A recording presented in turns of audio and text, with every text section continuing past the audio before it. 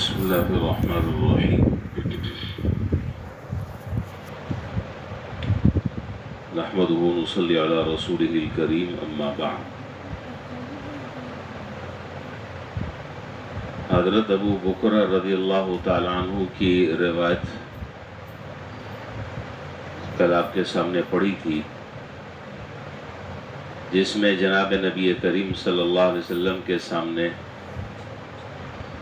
ایک شخص نے دوسرے کی تعریف کی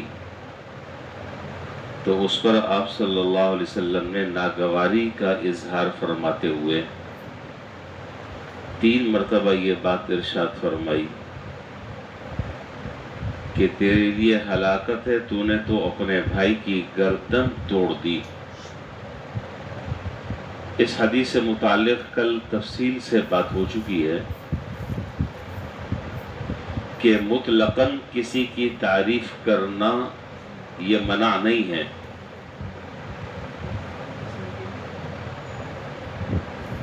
اور اگر بسا اوقات تعریف کرنے سے مقصود اس کو ترغیب دینی ہو، اس عمل پر اس کو مزید برانگیختہ کرنا ہو، اس کو ابھارنا ہو، ترغیب اور تشویق اس کے دل میں پیدا کرنی ہو، تو پھر یہ تعریف مستحسن ہے۔ لیکن تعریف ایسی چیز پر اگر کر رہا ہے کہ وہ چیز اور وہ کوالٹی اس کے اندر ہے ہی نہیں، یا تھوڑی سی ہے لیکن پہاڑ بنا رہا ہے، اس میں مبالغہ آرائی سے کام لے رہا ہے، یہ منع ہے۔ یہ تو بات ساری ہو چکی ہے۔ اسی سے ایک اور مسئلہ جو اسی سے سمجھ میں آ رہا ہے اور اسی سے وہ مسئلہ نکلتا ہے، وہ آج ذکر کرنا ہے۔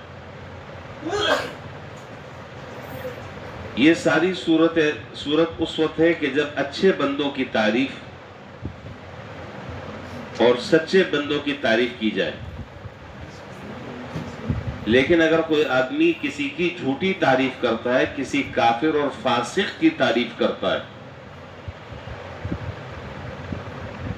تو مشکات شریف میں روایت ہے، حضرت انس رضی اللہ تعالیٰ عنہ اس روایت کے راوی ہیں، فرماتے ہیں کہ جناب نبی کریم صلی اللہ علیہ وسلم نے ارشاد فرمایا کہ جب کوئی شخص کسی فاسق کی تعریف کرتا ہے، فاسق اور فاجر 2 لفظ استعمال ہوتے ہیں، اور فسق کا لفظ قرآن کریم میں بھی استعمال ہوا ہے 26ویں پارے میں سورۃ الحجرات میں، یا ایھا الذین آمنوا ان جاءکم فاسق بنبأ فتبینوا ان تصیبوا قوما بجہالہ۔ تو فاسق اس آدمی کو کہتے ہیں قرآن اور حدیث کی اصطلاح میں جو کبیرہ گناہوں کا مرتکب ہے،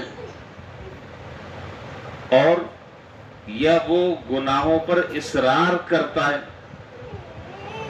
ایک تو ہے کبھی کسی سے غلطی ہو جائے، اور ایک یہ کہ وہ گناہ پر ڈھٹائی کے ساتھ عمل کر رہا ہے، جس کو میں اصرار سے تعبیر کر رہا ہوں، اس کو فاسق کہتے ہیں۔ تو فرمایا کہ اگر کوئی آدمی کسی فاسق کی تعریف کرتا ہے تو حق تعالیٰ جل شانہ غصے میں آتے ہیں، اور اس سے اللہ تعالیٰ کا عرش حرکت کرنے لگتا ہے۔ اللہ تعالیٰ کا عرش حرکت کرنے لگتا ہے، حرکت میں آ جاتا ہے، کانپنے لگتا ہے۔ اہتز عرش، اہتز کا لفظ حدیث میں آیا ہے۔ اب یہ عرش کا حرکت کرنا اور عرش کا کانپنا یہ کس وجہ سے ہے؟ تو شراح حدیث نے یہاں پر 2 باتیں ذکر کی ہیں۔ ایک تو یہ کہ عرش کا کانپنا یہ اپنے اصل پر محمول ہے، کہ واقعی عرش جو ہے وہ کانپنے لگتا ہے جب کسی فاسق اور فاجر آدمی کی تعریف کی جاتی ہے۔ اور دوسرا معنی اس سے کنایہ اس بات کی طرف ہے کہ اللہ تعالیٰ کا عرش کانپتا ہے۔ کیا معنی؟ کہ جب کوئی آدمی کسی فاسق اور فاجر کی تعریف کر رہا ہے تو گویا کہ اس کی تعریف کرنا یہ دلالت کرتا ہے اس بات پر کہ وہ فاسق اور فاجر جن برائیوں کے اندر مبتلا ہے، جن گناہوں کے اندر مبتلا ہے، اس آدمی کی نظر میں ان گناہوں کی کوئی حیثیت نہیں ہے۔ تو گویا کہ وہ اس کی تائید کر رہا ہے، وہ اس کی توثیق کر رہا ہے۔ پتہ نہیں آپ بات سمجھے کہ نہیں۔ دوسرا مطلب یہ ہے کہ یہ کنایہ ہے اس بات سے کہ جب آدمی کسی فاسق اور فاجر کی تعریف کر رہا ہے تو فاسق اور فاجر کی تعریف کرنا در حقیقت اس فسق کی تائید کرنا ہے. وہ جن جن گناہوں میں مبتلا ہے، وہ جن جن برائیوں میں مبتلا ہے، یہ اس آدمی کی نظر میں ان گناہوں کی کوئی وقت اور حیثیت نہیں ہے.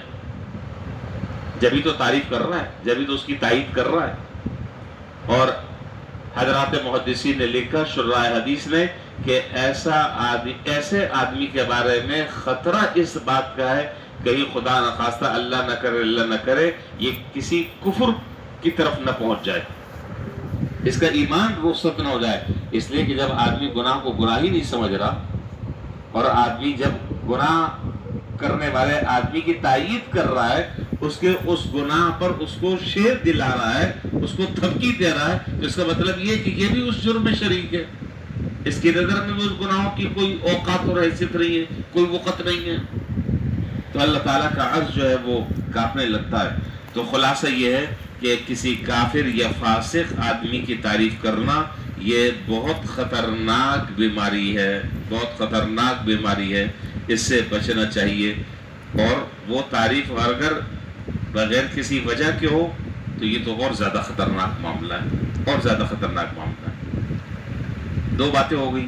تیسری اور آخری بات، پہلے جو مسئلہ بیان ہوا تھا وہ تھا کسی کے منہ پر اس کی تعریف کرنا.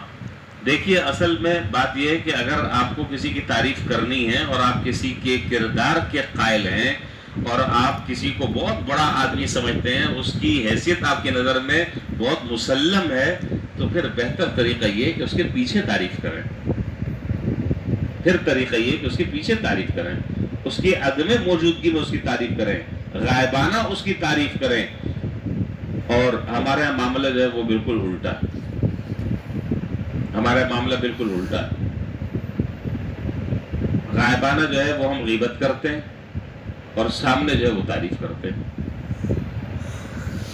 غائبانہ غیبت کرتے ہیں، اس کی عدم موجودگی میں اس کی برائیاں، اس کے کیڑے نکالتے ہیں، تلاش کرتے ہیں کیڑے، کمزوریاں دیکھتے ہیں، اور سامنے جو ہے وہ بتیسی نکال کر ملتے ہیں. اس سے بڑھ کر اور منافقت کیا ہوگی؟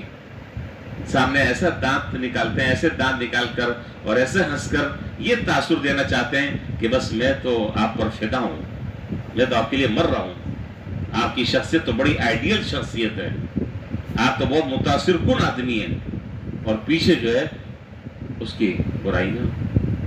یہ طریقہ جو ہے پسندیدہ نہیں ہے.